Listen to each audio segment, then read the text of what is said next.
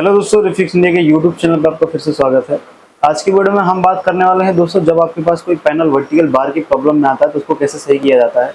और अगर vertical bar की प्रॉब्लम है तो उसको सॉल्व करने के लिए सबसे पहले हम जानते हैं कि हमारे पास जो BOE कंपनी का पैनल है 32 इंची का।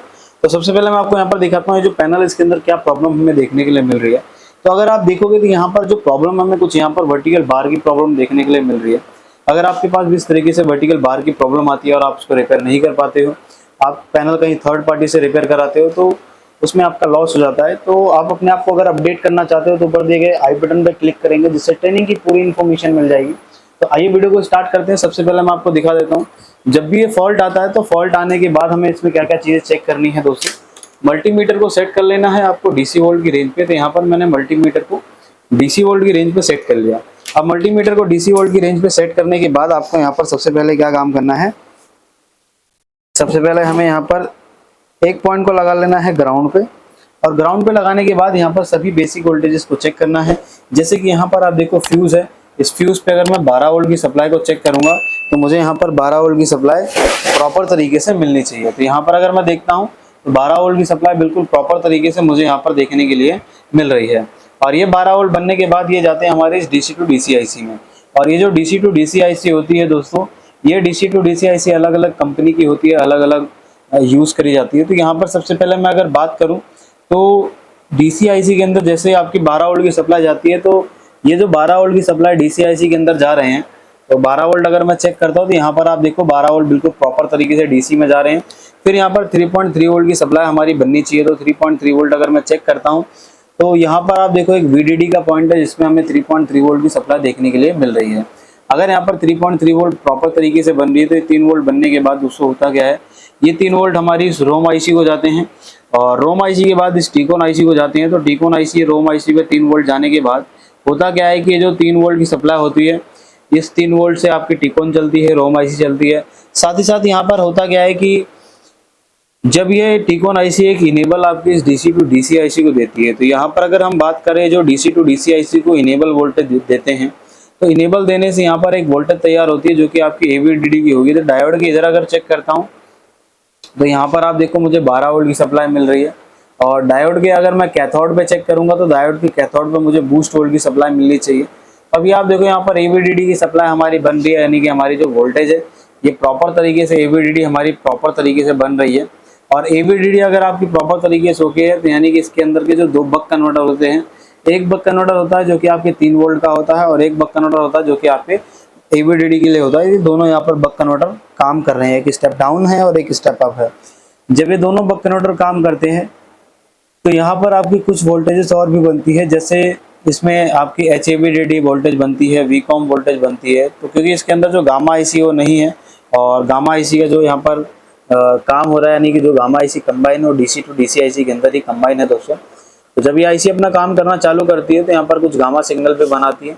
गामा सिग्नल के साथ साथ यहाँ पर एक VCOM वोल्टेज भी बनेंगे, HAVDD वोल्टेज भी बनेंगे। तो यहाँ पर आप देखो एक AVDD का पॉइंट है, तो AVDD पे अगर मैं चेक करता हूँ तो यहाँ पर मुझे 16 वोल्ट की सप्लाई बिल्कुल प्रॉपर तरीके से मिल रही है। फिर यहाँ पर एक पॉइंट है जो कि हमारा एक VGL का पॉइंट होता है। तो VGL अगर मैं चेक करता हूँ तो यहाँ पर आप देखो एक पॉइंट हमें यहाँ पर VGL भी देखने के लिए मिल रहा है। अब दोस्तों अगर यहाँ पर हमारे पास VGL मिल रहा है तो VGH भी हमें यहाँ पर मिलना चाहिए। तो VGH के लिए अगर आप यहाँ पर देखोगे एक सर्किट बना रखा है कंपनी ने, जिसमें यहाँ पर एक डबल डायोड लगा रखा है।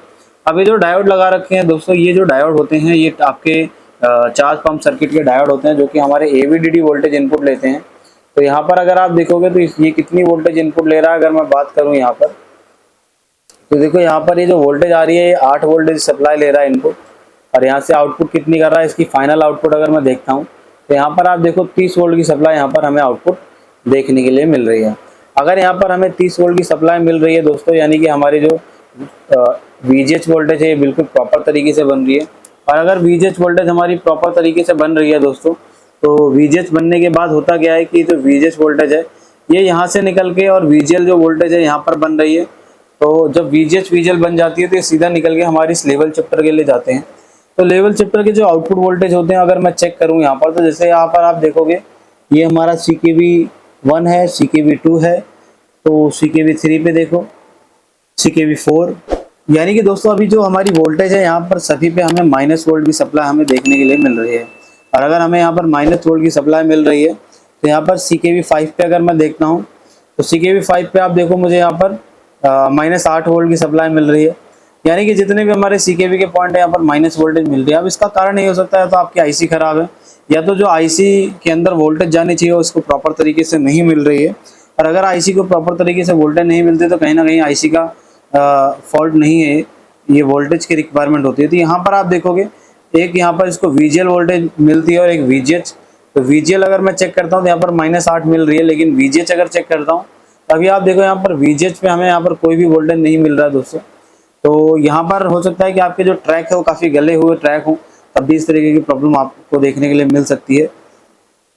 तो इस कंडीशन में भी क्या है कि इस VGH के पॉइंट पे मुझे यहाँ पर एक जंपर लगाना पड़ेगा और इसको एक 3 वोल्ट की सप्लाई मिलती है, जो कि हमारे यहाँ पर इसको डायरेक्ट 3 वोल्ट की सप्लाई अगर हम देखते हैं तो इसको जो 3 वोल्ट की सप्लाई है मिल रही है नहीं मिल रही। तो आप देख सकते हो यहाँ पर इसको जो 1.5 वोल्ट 1.6 वोल्ट है 3 वोल्ट की हाफ वोल्टेज ये बिल्कुल प्रॉपर तरीके से मिल रहे हैं। तो अभी क्या है कि यहाँ पर हम एक VGH का जंपर लगाएंगे और ये जो जंपर लगाएंगे हम दोस्तों वो हम जंपर यहाँ से ले सकते हैं, यानी कि इस टेस्टिंग पॉइंट से ले सकते हैं। 30 वोल्ट से डायरेक्टली हम यहाँ पर एक जंपर लगा के देखते हैं। तो जंपर लगाने के लिए सेट को यहाँ से ऑफ कर लेंगे। तो सेट को ऑफ करने के बाद सबसे पहले हमें यहाँ पर थोड़ा सा पेस्ट लगाना है दोस्तों, और पेस्ट लगाने के बाद यहाँ पर अभी हम जंपर का यूज़ करेंगे। और जिस पिन पे हमें लगाना है वो पिन आपको कंफर्म होनी चाहिए, क्योंकि कई बार ऐसा होता है हम काम जिस पिन पे करते हैं वो गलत पिन होती है तो उससे क्या होता है प्रॉब्लम और बढ़ जाती है। तो यहाँ पर क्या है कि सबसे पहले अभी मैं इस पिन को जोड़ूंगा और इसको जोड़ने के लिए कुछ इस तरीके से हमें जंपर वायर का यूज़ करेंगे। तो जब भी आप जंपर वायर वगैरह का यूज़ करते हो तो शोल्डर की ज़रूरत पड़ेगी।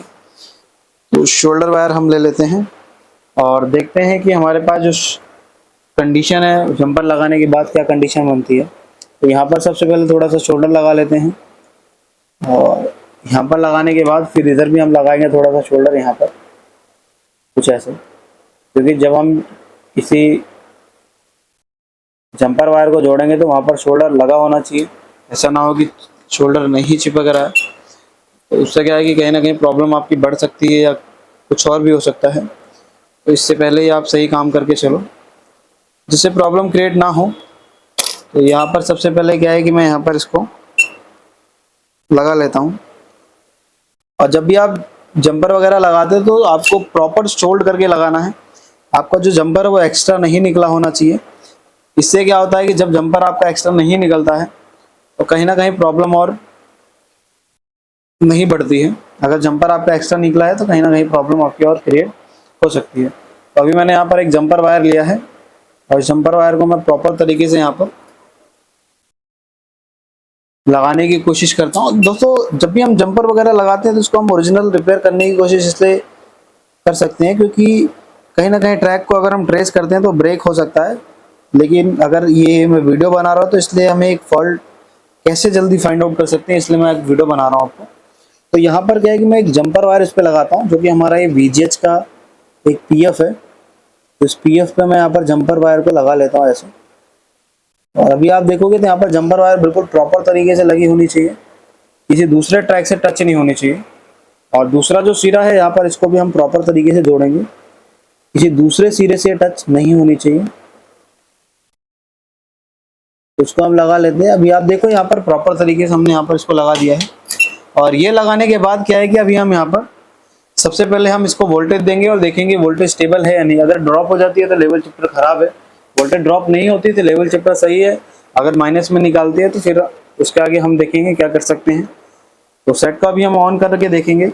ऑन करने के लिए सेट को सबसे पहले ऑन कर लेते हैं, यहाँ से पावर देते हैं और पावर देने के बाद देखेंगे कि हमारा जो सेट है इसकी जो CKV की वोल्टेज है उसकी क्या कंडीशन है। जैसे ही पावर दिया, पावर देने पर भी आप देखो यहाँ पर 10 वोल्ट हो गए और हमारी पिक्चर भी अभी बन गई है। बस इसमें एक अभी प्रॉब्लम है, प्रॉब्लम मैपिंग की प्रॉब्लम आ रही है। लेकिन अभी क्या है कि हमारा जो फॉल्ट था वो क्लियर हो गया है दोस्तों। यहाँ पर जो माइनस वोल्टेज आ रही थी वो पॉजिटिव में हो गई है। और अभी इसमें अगर आप देखोगे तो यहाँ पर हमारी जो पिक्चर है प्रॉपर तरीके से चल रही है। बस इसमें हमें कुछ लाइनिंग देखने के लिए मिल रही है और ये जो लाइनिंग प्रॉब्लम है ये हमारी इस कॉफ की वजह से देखने के लिए मिल रही है दोस्तों। ये कॉफ हमारी रिबाउंड होगी जिससे हमारी प्रॉब्लम सॉल्व हो जाएगी। अभी आप देखो यहाँ पर पैनल प्रॉपर तरीके से चल रहा है, हमारी मैपिंग की प्रॉब्लम है क्योंकि हम टेस्टिंग के बोर्ड से चेक कर रहे हैं। तो इस तरीके से दोस्तों आप भी किसी भी पैनल को आसान तरीके से रिपेयर कर सकते हो। अगर आपको वीडियो पसंद आई हो तो वीडियो को लाइक करें, शेयर करें और चैनल को सब्सक्राइब जरूर करें। Thank you.